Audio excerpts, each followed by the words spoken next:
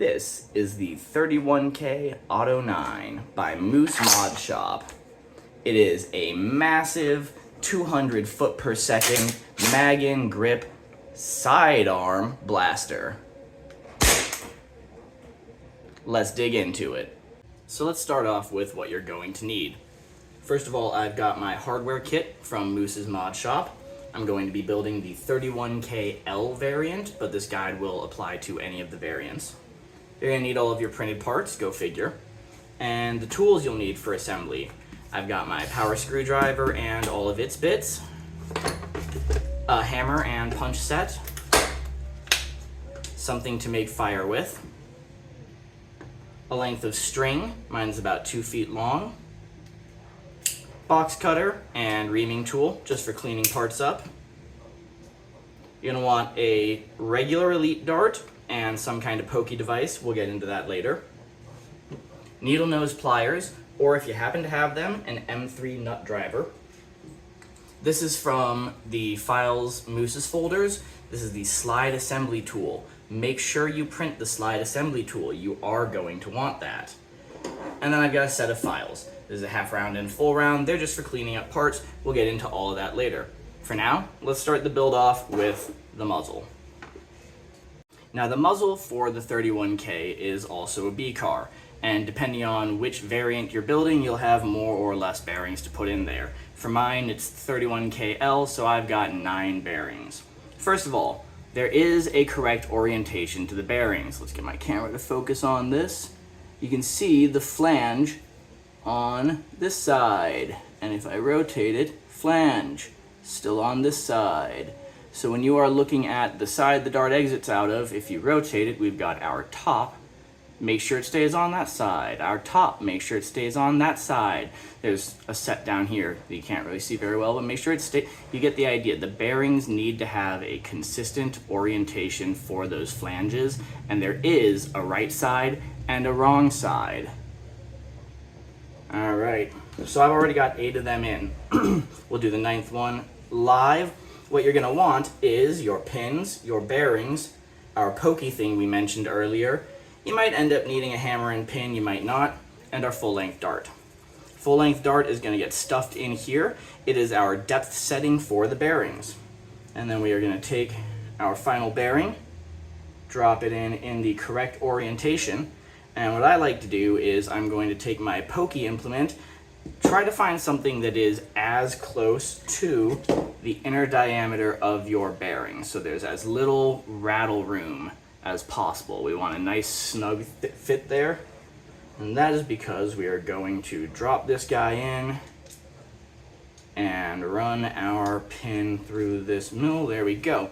So once I've got my pokey thing holding the bearing in place, grab my pin, and most pins have a cut end and a smooth end. So just look for the smoother end, and you're going to push your poking implement back through with that. I find keeping tension on both helps a lot for getting this pin to sit into the bearing.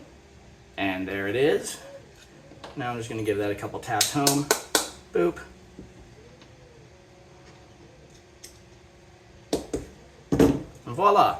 That is our assembled and bearinged muzzle. Good to go.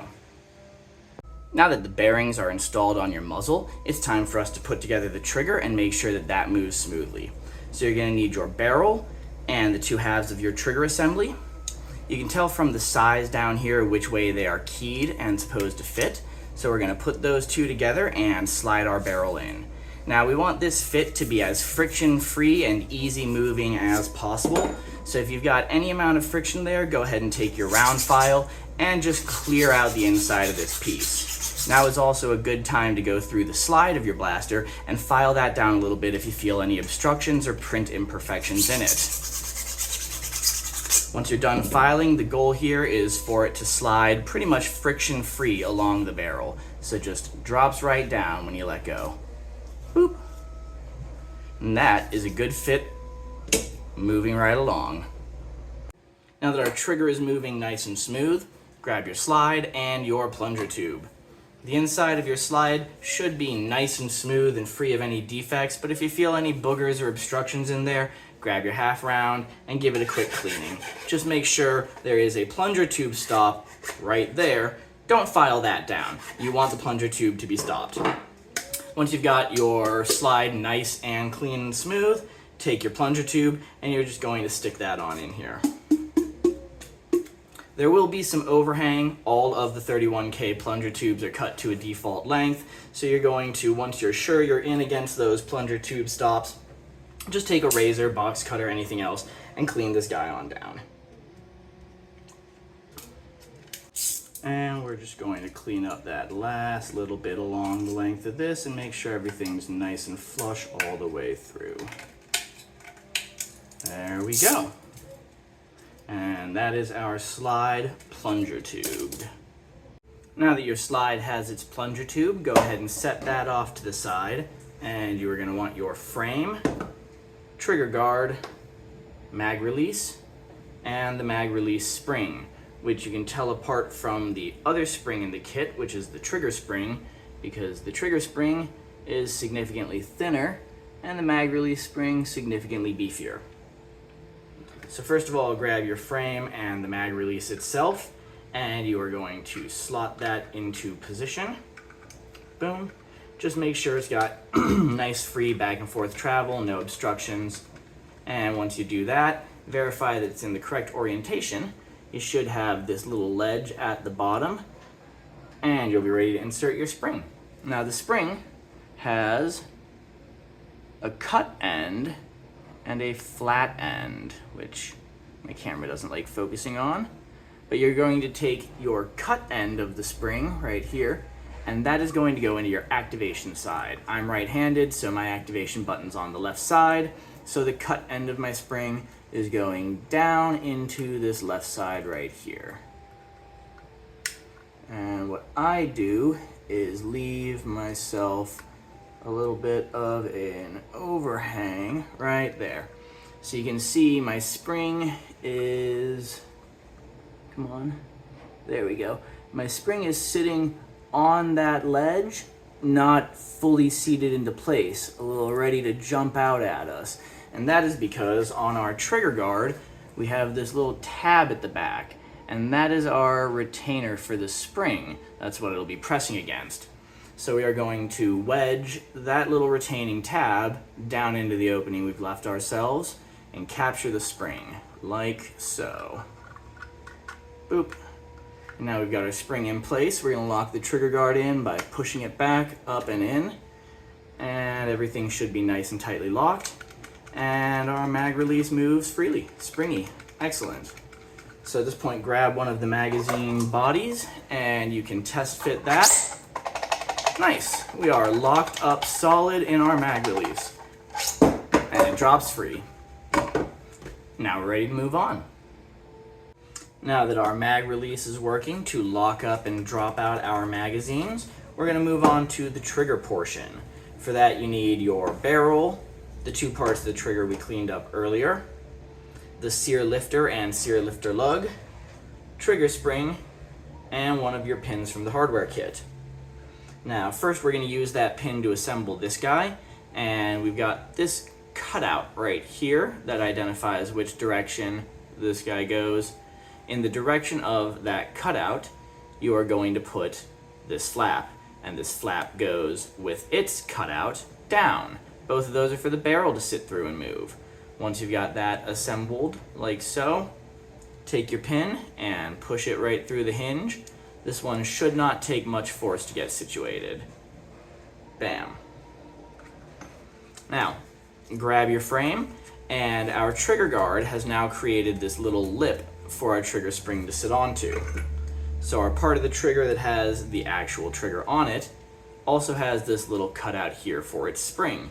And I'm going to take the trigger spring, drop it down into that slot, capturing it, and then I'm going to more or less wiggle that into place here, hook the trigger through its hole, and catch the spring on the trigger guard's stop.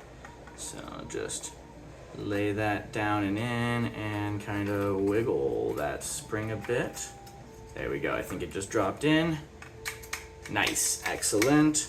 So once that's in place, we can take our front half of the trigger assembly, dovetail those together, keep a little tension on it, and drop in our sear lug and sear lifter. And nice clean tube for our barrel to sit through, which we will drop on in to lock the whole assembly together. Come on.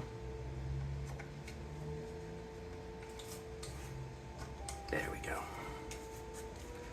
Should have a snug fit on the frame itself, but as we talked about on our trigger parts, there should not be much resistance. And then your barrel is going to sit into this pocket right here at the back. Come on in. Gonna give this a little encouragement.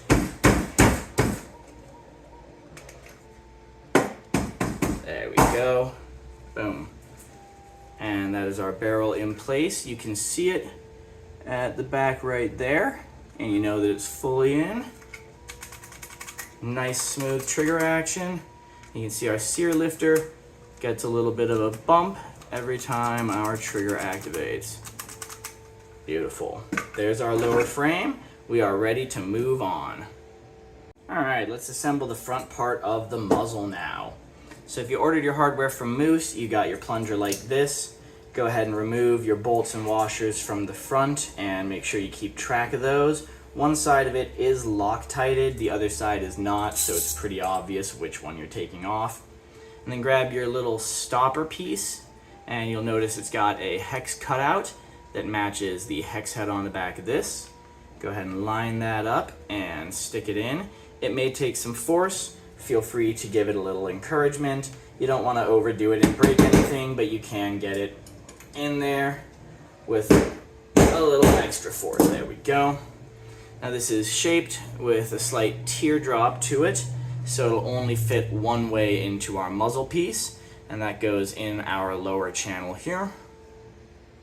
Get that keyed correctly and drop it on in, and get that all the way seated.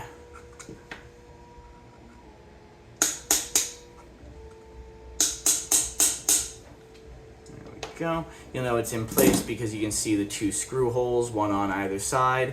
So we're going to go ahead and drop two of our screws into those, lock it into place.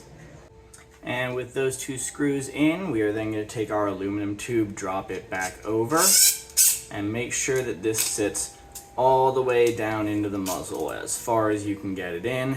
The depth on this one is important. There we go. Nice. Now we're going to pause on the muzzle for a second to add the sear to the slide. So grab your slide, your little bit of elastic from the hardware kit, a pin, and Moose includes a sear in the hardware kit as well, so grab that guy. And we are going to tie a knot in one end of our elastic. Then feed it through one of our top holes at the front of the slide, like this. Boop. Now the sear is going to go on to that. The orientation, you can see it's got this little tooth here. The tooth is going to go into the slide. So this tooth sits down and in. So run that elastic through the hole in the tooth and then back out through the slide top so that you don't have the sear getting in your way, and that'll pull your sear into position. Before you do any tensioning or anything at all, grab your pin and go ahead and push that through the slide, locking our sear in place. You want to make sure that this just travels super smoothly. There's no obstructions at all. It takes no effort to move that. And when we tie it off, we are going to tie it off with barely any tension, just enough to keep the sear in its upright position. So you can see how the bottom of it buckles up like that. We just want to pull that back and then tie a knot.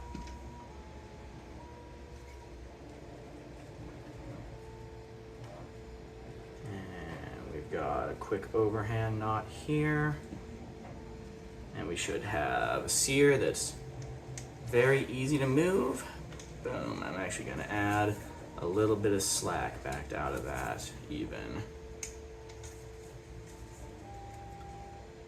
And we can always tweak this later. We're not going to put the back plate on yet, but we really want there to be minimal tension on this guy.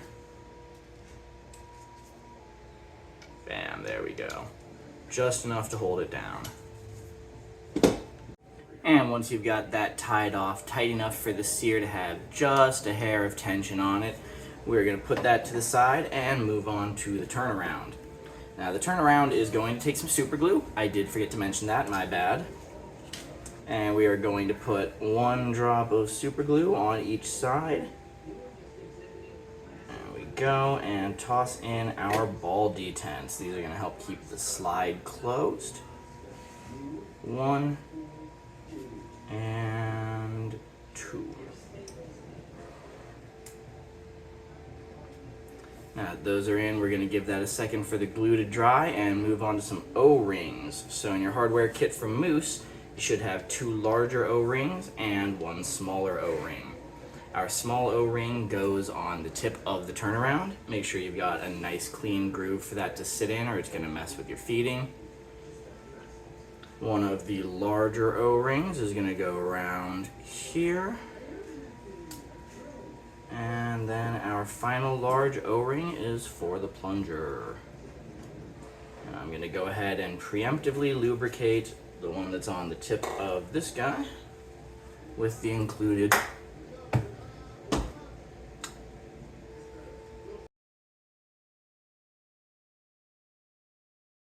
Alright, now we get to dive into one of the more fun parts of this build, which is assembling our plunger structure. So first things first, I am going to grab some more of my lube, and we are going to toss some of that in our plunger tube, right around that opening. And then we are going to toss some on our plunger O-ring as well. And get those guys nice and wet. There we go. Now, take your slide, and you are going to use this hole in the nose right on here. Take your plunger, and it goes with this hook at the back towards the sear. So our sear with the tooth down there matches up with this opening. And I'm going to need a spring first. Make sure that you get that nice and lined up with the rod beneath it. And then go ahead and seat that in your plunger tube. In your plunger tube. Go ahead and seat that in your plunger tube. The O-ring will fight you.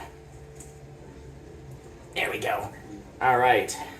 Now, your handy dandy slide tool that you definitely printed. Please remember to print this. It's going to go on here, and you are going to give that a good old push down. Good. And now, the grenade is primed. This part always scares me.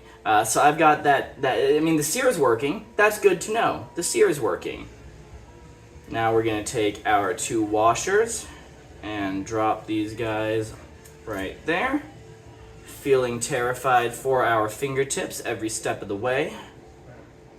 And we've got 1 nut here. Now I feel less terrified for my fingertips. And so here's the point at which it's really useful to have an M3 nut driver. But I don't have an M3 nut driver. All of mine are Imperial. Sorry guys, capitalism won. Alright. That nut's tightened down. We've got our lock nut as well going on behind it. And that's gonna take some pliers. And I'll be back when that nut is tight. And if you, like me, have no M3 nut driver, this is what I find works best. I've just got my needle nose on the nut, and I am rotating the entire blaster. And that gets me nice and snug down.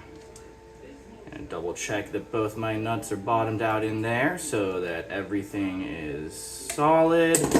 And now we've got a jump scare. Man, I hate that part. These things are fully dry fire safe though. And now, oh man, that K25 is stiff, baby. Stiff. This is Sidearm, Moose, sidearm. All right, moving right along. Nice. Once you've got your slide assembled, and you can go ahead and test fire that a couple times just to make sure everything's working. The TPU does keep it dry fire safe. We're going to toss on our turnaround. The turnaround obviously is going to plop right on the back here. Again, our O-ring will fight us a little. And it's got 3 screws to secure it. 1, 2, 3 on the top that I'm going to take care of real quick. Now that we've got our slide fully assembled, what you'll want to do is prime that up, and then you're going to rotate the muzzle so that you can slide the slide in on these dovetails along the frame. Keep your fingers a little clear while you're doing this. It can dry fire. It's not super common, but you don't want to injure yourself in the process. Muzzle snaps on, and trigger works. Your first trigger pull on this might be real stiff just the first time it moves everything, but after that, at least in all of my experience, you're gonna have an easy time pulling the trigger after that one. And once everything is functioning and dry firing correctly, we've got 1, 2, 3 screws that hold the muzzle to the body. And if you are confident that your sear is working correctly on all of your dry fire testing, it is time to go ahead and nip off these strings.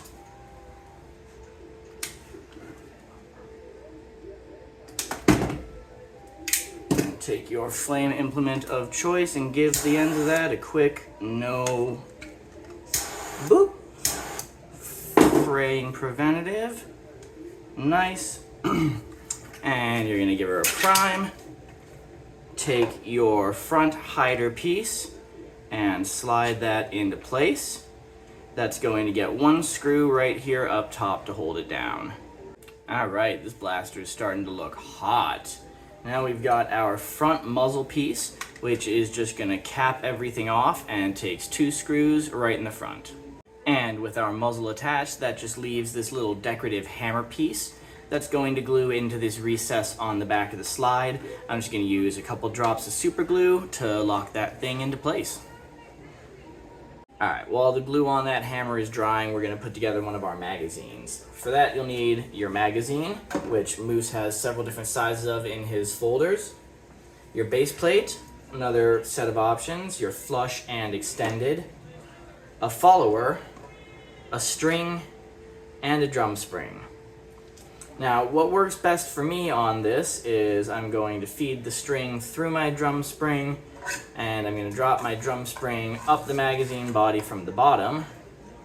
Then you need to get this tab through this top hole from the inside.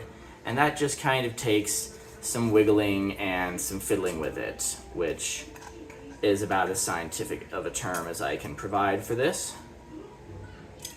So we fiddle and we wiggle.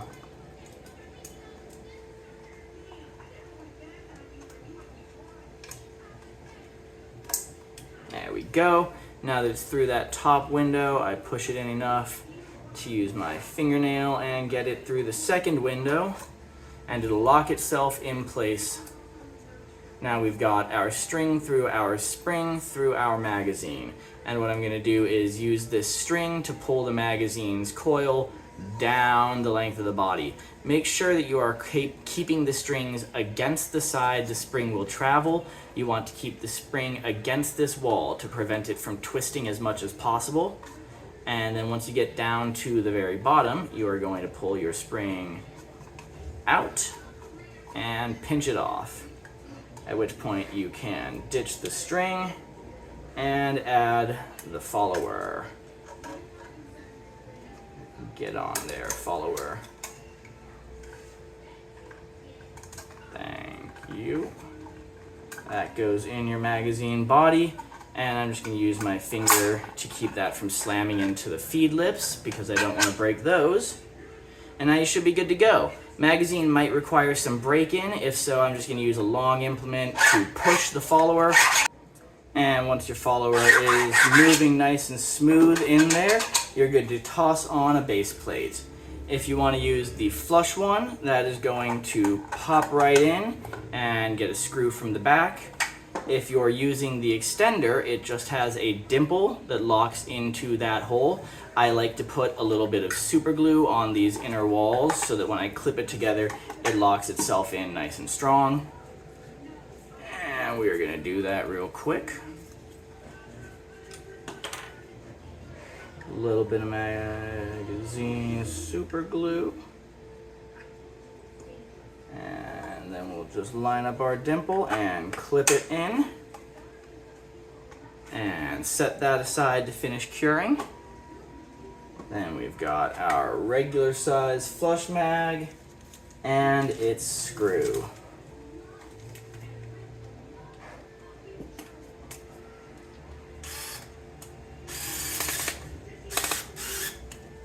Beautiful. And that is our 31K build. Let's go ahead and throw this thing on the chronograph. And now that the Auto 9 is finished, I have all three versions of the 31K available, so I'm going to go ahead and chronograph all three. Starting off, we've got the 31KC. This is the H410 variant. It's designed to look like the Magnum from Halo.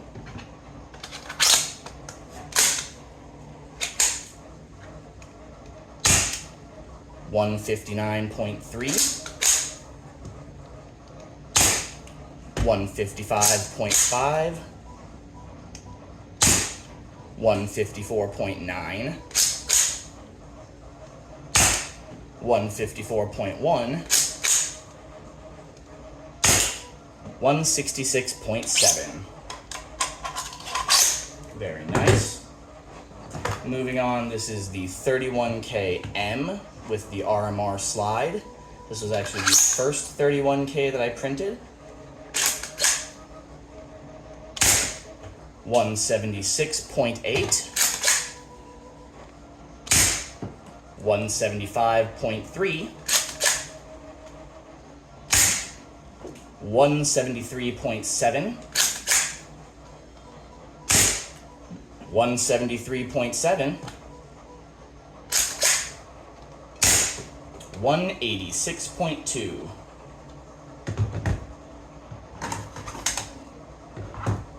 And the 31KL, obviously the Auto 9 that we've just put together. 209.3, 204.3,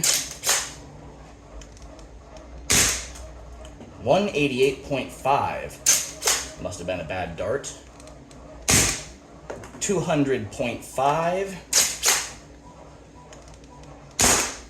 214.3. Woof! So final thoughts on the 31K. Obviously it is Moose's take on the zinc ecosystem, but with that said, I'm a huge fan. I love all of the different size options, the different magazines, how many different skins and bodies you can choose from. I think it's a really, really cool blaster, and it feels really great to use. There's also, I really just like Moose as a designer and as a collaboration point in the community. His Discord is full of tons of useful information and build guides. He's always around to help if you've got problems with his builds, and he's just generally a really cool and neat guy. If you haven't seen it yet, you should check out his 31K cutting tool, which lets you take basic 3D models of various blasters and sci-fi pistols of that like, and cut them into your own first functioning 31K platform. I just think it's a super swell tool. So, overall, huge fan of him. The 31KL is... It's huge. Guys, it's huge. It's huge. I cannot picture myself ever needing this. This shoots harder than my Lynx. Yeah, but it looks very cool. So there's that. Overall, I think I'm the biggest fan of the H410 version. Now, I'm a big sucker for a knuckle guard. I really like that. The aesthetics on this are great. This big, beefy back hump is such a good, positive grip for priming. And overall, I think this is my favorite. But you really can't go wrong with any of them. They're easy to build, they're a lot of fun to use, and Moose, again, just a really swell guy, fun to work with. So, thanks for listening, have a great day.